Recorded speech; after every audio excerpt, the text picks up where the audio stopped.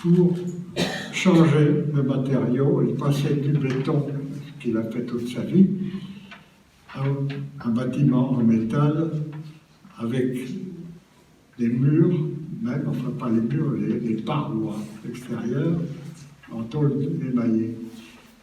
C'était tout à fait nouveau par rapport à son œuvre, et c'était tout à fait nouveau pour un bâtiment public par rapport à ce qui se faisait à l'époque. En partant, on est parti, nous, dans notre étude, sur une dizaine de plans faits par l'atelier Le Corbusier, dont Robert Mutato avait travaillé dessus en partie, et les plans avaient été sortis par l'atelier, particulièrement au Breury. Mais il n'y avait que 10 plans.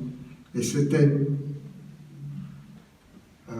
Corbusier a fait ça juste avant son départ en vacances, parce que Eddie Weber est venu le tarabuster en disant il faut les plans pour la ville de Zurich.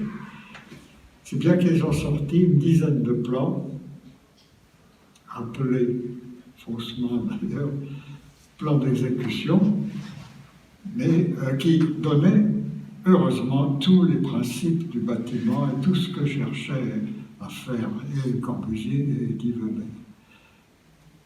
Nous, à la mort de Corbusier, cette partie était construite.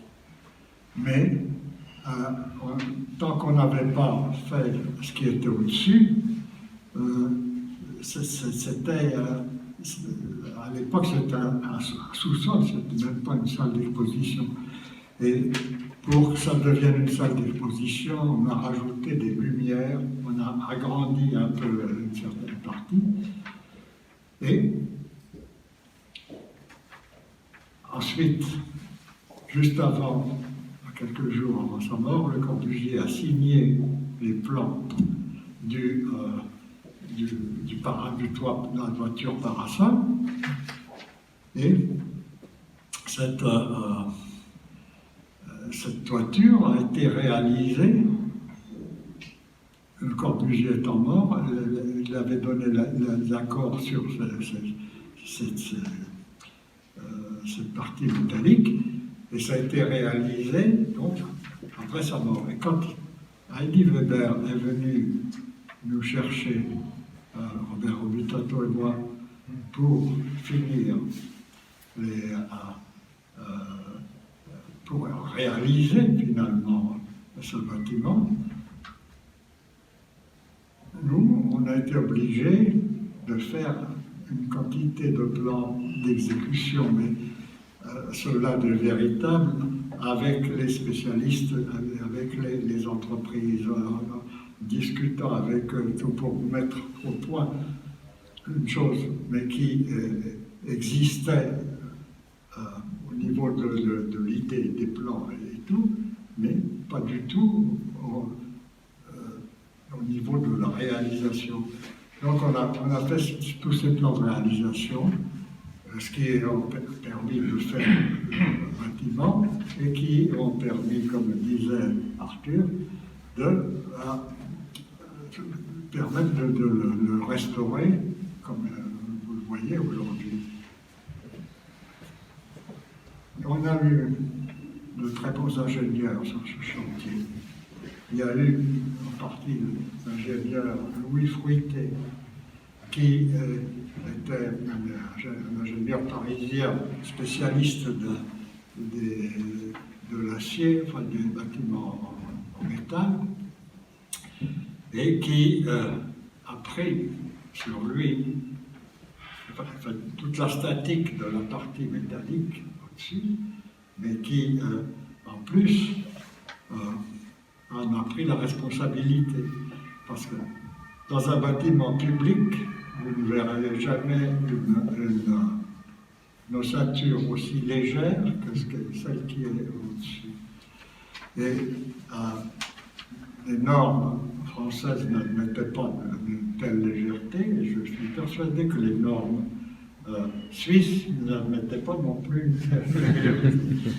Mais lui, donc, il a pris la responsabilité de ça, et c'est très bien. Par ailleurs, nous avons bénéficié d'un autre très grand ingénieur qui est Jean Prouvé, qui lui était un ingénieur qui fait beaucoup pour le métal, mais particulièrement pour l'aluminium. Et raccorder une façade en verre ou en tôle ondulée sur un bâtiment d'aluminium, ça ne peut pas se souder, ça ne peut pas se faire, le verre ne se soude pas de cette façon. Donc, il nous a fourni tous les joints néoprène qui permettent d'assembler tous ces éléments ensemble. Joints néoprène qui étaient devenus à l'usure, parce que le néoprène ne dure qu'une quarantaine d'années, et le bâtiment avait 50 ans. Et donc tout ça a changé, a refait. Enfin, actuellement, c'est refait et c'est bien refait. Et je pense que oui, je voulais dire, j'ai oublié de dire quand même un mot au sujet de Madame Heidi Weber, qui, si elle n'avait pas été là, a insisté pour avoir le bâtiment que vous voyez maintenant avec l'école qui avait été fait il y a 50 ans, ça existe, il n'y aurait jamais rien eu, parce que c'est elle qui a exigé d'avoir cette légèreté du métal et qui a entraîné le Corbusier dans un bâtiment qui est tout à fait en dehors de son architecture, de toute sa vie d'ailleurs. C'est le seul que vous trouverez en métal et fait comme ça. Et ça a entraîné d'ailleurs parmi les architectes des espèces de refus d'accepter de la part de Corbusier ce genre d'architecture.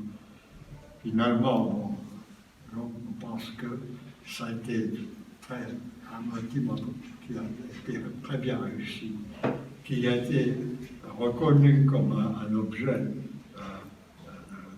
d'architecture très intéressante et importante. Et aujourd'hui, je suis très heureux de le voir être restauré et très heureux d'être parmi vous. Et simplement une pensée pour mon ami et mon associé Robert Robutato, qui ne peut pas. Voilà. Merci, monsieur.